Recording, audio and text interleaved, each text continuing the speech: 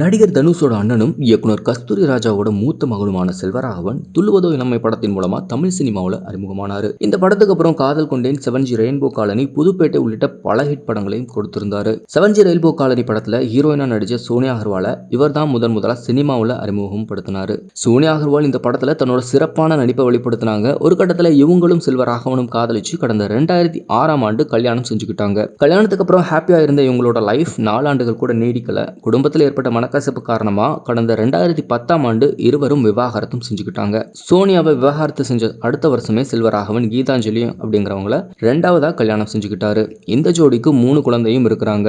இயக்குனர் மட்டுமல்லாம கதையாசிரியர், நடிகர் என பல திறமை கொண்ட செல்வராகவன் எப்பவுமே சோசியல் மீடியாவில் ஆக்டிவா இருக்கிறது வழக்கமா வச்சிருப்பாரு. தன்னோட மனைவி குழந்தைகளோட எடுத்துக்கொண்ட போட்டோவையும் அதுல ஷேர் பண்ணுவாரு. ஆனா ரீசெண்டாவே செல்வராகவனும் அவரோட மனைவியான கீதாஞ்சலியும் பிரிய போறதா ஒரு தகவல் பரவ ஆரம்பிச்சது. ஆனா இது வெறும் வதந்தியா தான் இருக்கும், இதுல கொஞ்சம் கூட உண்மை இருக்க வாய்ப்பு இல்லைன்னு ரசிகர்களும் கருத்து தெரிவிச்சிருந்தாங்க.